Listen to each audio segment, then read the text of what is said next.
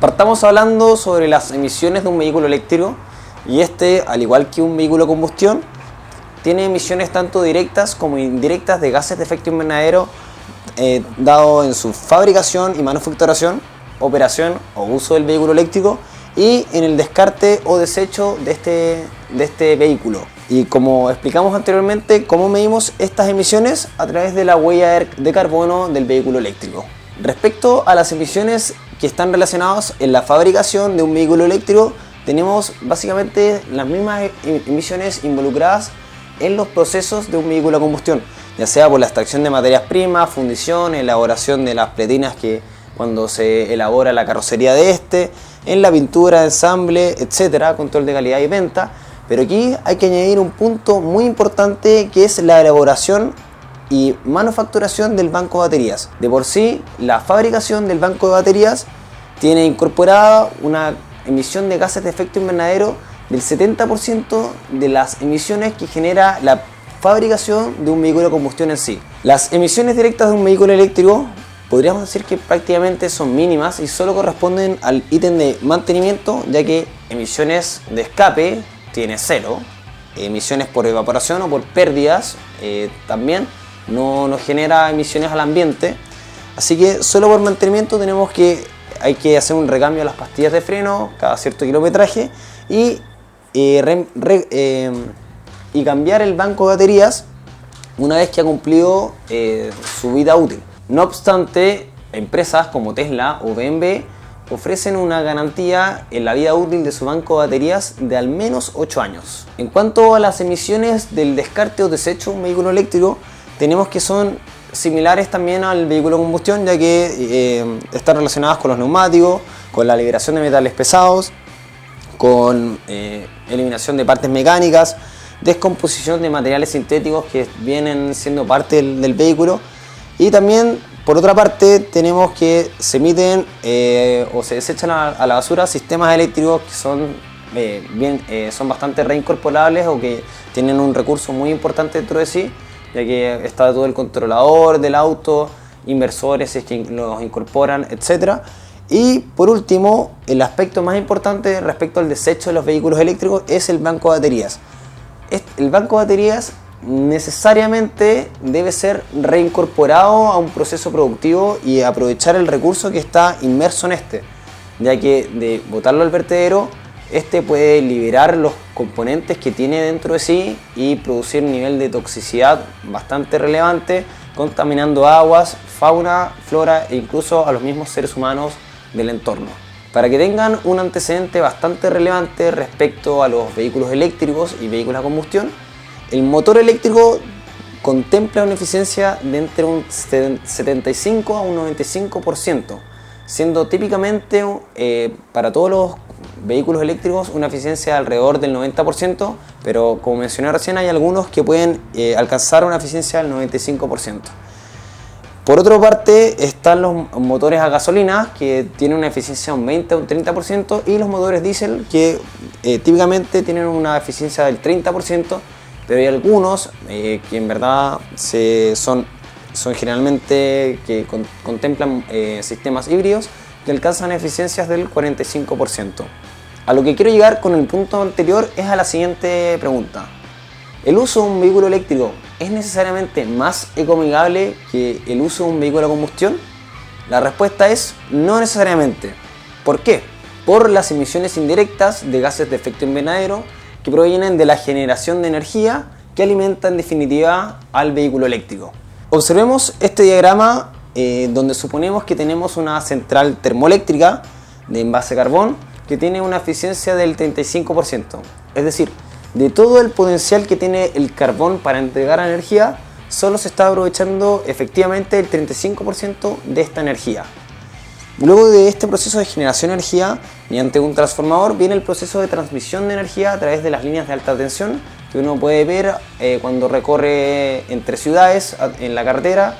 Cuando viaja de una ciudad a otra están estas típicas líneas, estas torres de alta tensión, que a través de estas se transmite la energía principalmente. Luego de esto viene la distribución de energía a través de las ciudades, donde se baja la tensión y es efectivamente la energía que alimenta a nivel residencial, en la casa, etc. Mediante esta energía uno alimenta el vehículo eléctrico y donde finalmente se llega al consumo de energía eléctrica es cuando se utiliza el vehículo eléctrico. Si bien habíamos mencionado antes que un motor eléctrico es mucho más eficiente que un motor a combustión o un motor diésel, tenemos que la eficiencia total de un vehículo eléctrico va a depender desde la fuente de origen de su energía e incorporando los procesos de transmisión, distribución hasta el consumo final de este mismo vehículo. Mediante esta tabla de acá podemos ver la eficiencia total que corresponde al uso de un vehículo eléctrico. Por ejemplo, considerando un tipo de generación, en el caso de una hidroeléctrica, que tiene una eficiencia de generación del 90%, tenemos que la eficiencia total corresponderá a la multiplicación de todas las eficiencias de los distintos procesos involucrados. Es decir, desde la generación, que tiene una eficiencia del 90%, es decir, 0,9, el cual es este número, luego por el proceso de transmisión, que tiene otra eficiencia del 90%, luego el proceso de distribución, que tiene una eficiencia del 95%, hasta el consumo final, que es la eficiencia del motor eléctrico en sí, que asumimos que sería del 85%. Por lo tanto, la eficiencia final del uso de este vehículo eléctrico, si se alimenta de una generación hidroeléctrica, sería del 65%. También, viendo este mismo ejemplo para una central netamente termoeléctrica, que tiene una eficiencia de generación del 35%, realizando el mismo cálculo se llegaría a que la eficiencia total del uso de ese vehículo eléctrico sería del 25%. En el caso de una fuente solar sería del 22%. Sin embargo, acá al final tenemos un tipo de generación de energía solar residencial. Y aquí quiero hacer un guiño a la incorporación de sistemas de generación residencial que también aumentan la eficiencia del vehículo eléctrico, ya que no incorporan los procesos de transmisión ni distribución de la energía eléctrica. Por lo tanto, el cálculo aquí sería aún más sencillo, que incluiría la eficiencia de generación de la fuente, que es del 30%, multiplicado por la eficiencia del motor eléctrico del vehículo eléctrico, que es 0,85%, que fue lo que asumimos.